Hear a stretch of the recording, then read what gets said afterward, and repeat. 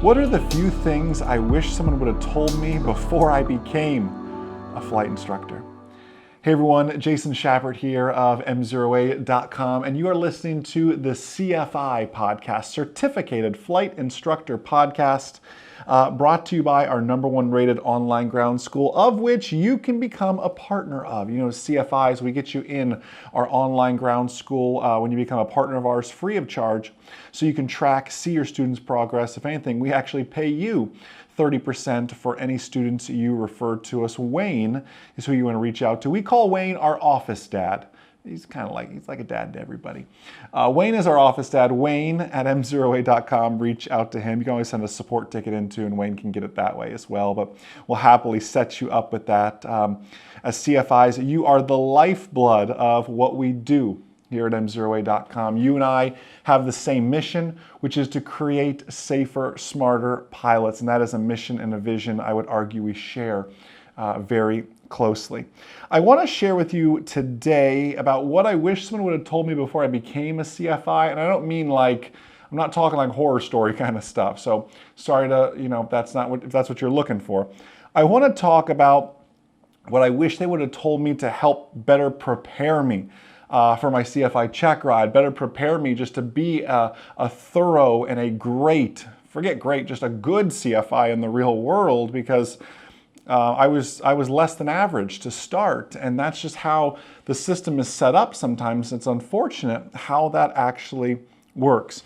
So I want to talk with you really about 4 key factors that I want to make sure you understand. Maybe ideally, you're not a CFI just yet. If you are a CFI now, this is awesome. It's just going to reinforce some things that you probably learned the hard way, perhaps. Maybe someone told you. And as you prepare CFI candidates, well, you're going to be able to share these things with them as well. The first thing, and this is something I will always be passionate about, I shared this on In-Flight Coffee not too terribly long ago. In-Flight Coffee is a show I do on Facebook every Saturday at 1 p.m. Eastern Time. I just make a cup of coffee in my kitchen, and then we sit down and talk all things aviation. It was CFI themed this past few weeks ago. And one thing I'm very passionate about is always creating your own lesson plans.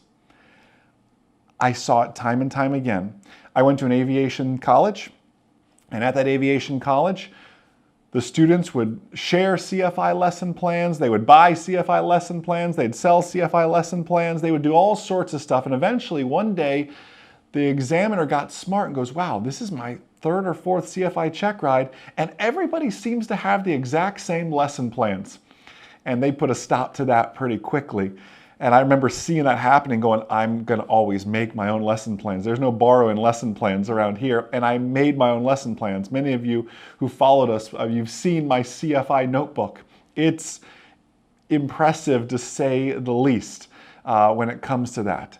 So again, you need to be creating your own CFI lesson plans. This is how, first off, not only do you know what is in there, but you know how to present the material in a thorough manner so they can actually see it as well.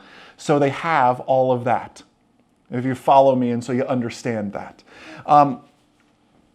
When you create your own CFI lesson plans, not only do you know what's in there, but you know the content and you learn the content forwards and backwards.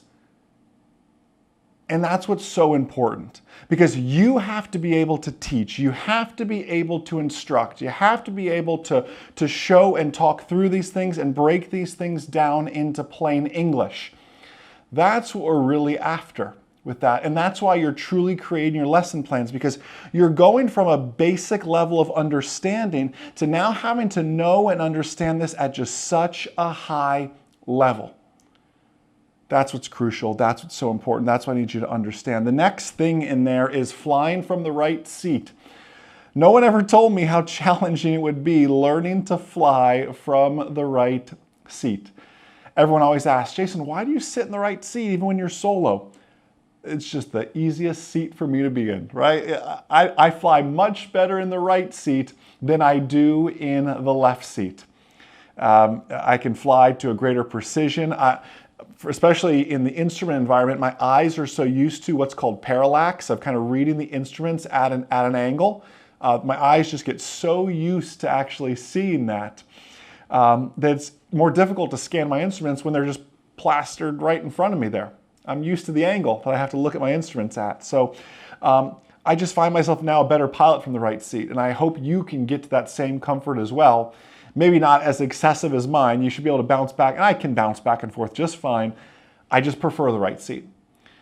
Right seat flying just has its challenges. Center line lines up differently. Your maneuvers, your steep turns look differently. Slicing the nose across the horizon, it all looks a little bit different.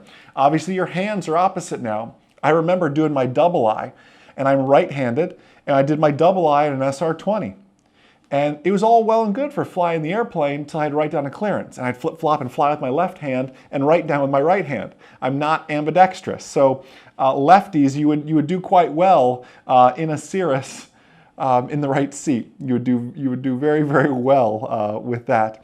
Right seat flying poses some challenges. It's like a 2 or 3 lesson challenge though. And after that, you've been flying so much, you just kind of get it. And it becomes so much easier. Third thing here, I wish someone would have told me that my teaching had to be in plain English. You see, I made a mistake, and I made this mistake in aviation, I made this mistake in business, of thinking everybody thinks like I do, everybody understands the words coming out of my mouth, everybody understands and sees the world like I do. And I was 18, 19 years old. What else did I know, right? That is, as we know, the furthest thing from the truth. How I explain something, while it may click and have made sense for me back in the day or make sense for me here now today, it may not click and make sense with my student. So I have to be willing to change, which brings me to the fourth point, because these 2 points are so intertwined, is we have to address and accept students just have different learning styles. And learning styles can be as big picture as my visual learners, my kinesthetic learners, my auditory learners. It could be like that. But even deeper than that, and diving into different personalities and who needs to see something done, who is the monkey see, monkey do, who is the one who needs the ground before we actually get into the flight, kind of a good pre-flight brief as well to go with that. And drawing the line and knowing these people, and you as the CFI become a psychologist, asking the right questions, getting the answers. I mean, questions are the answers, right? We have to, as a CFI, ask more questions. And I don't mean like, what kind of airspace is this? What's our next radio call? What's this on the airplane? Ask questions to learn more about our students so we can become effective, more effective teachers. Questions that come up in just general conversation of what do they do for work is a great conversation starter, right? Someone tells me they're an engineer. I realize not all engineers have this personality, but some engineers want to see all the details. There's a small segment of engineers too that still fall in the visual learner category though. So we can't pigeonhole all engineers as super detail oriented, tell me all about the horizontal and vertical components of lift in this turn.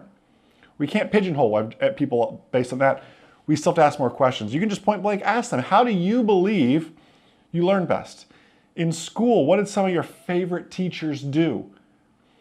Rather than just, so often we just say, let's hop in the airplane, let's go.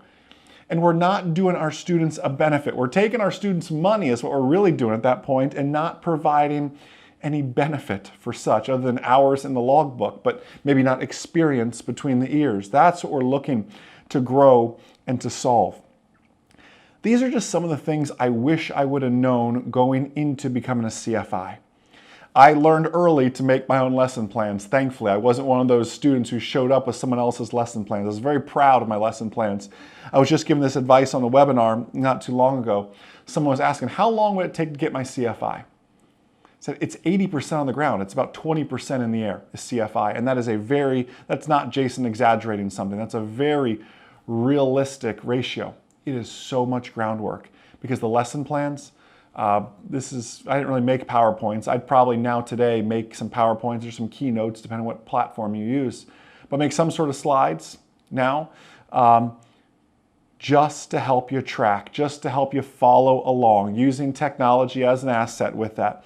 Right seat flying, that's going to be, by lesson 3, you'll be nailing it. You'll be flying at a very high level of precision. I mean, look what you did when you went to a TAA, a technically advanced aircraft, or a complex aircraft, you got that thing quick. I mean, most people, look at multi-engine. If you've done multi yet, most people knock out their multi in 10 hours. That's a lot of airplane.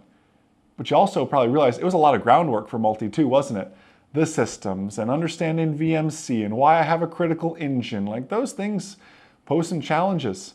It's a lot of groundwork. And of course, we must teach in plain English and accept and assess our students' unique learning styles as well. CFIs, you are such a blessing to us and to all that we do here at MzeroA.com. It is absolutely all for you all, as we're on that same mission of making safer, smarter pilots. We are so blessed, so thankful to be on that mission here together.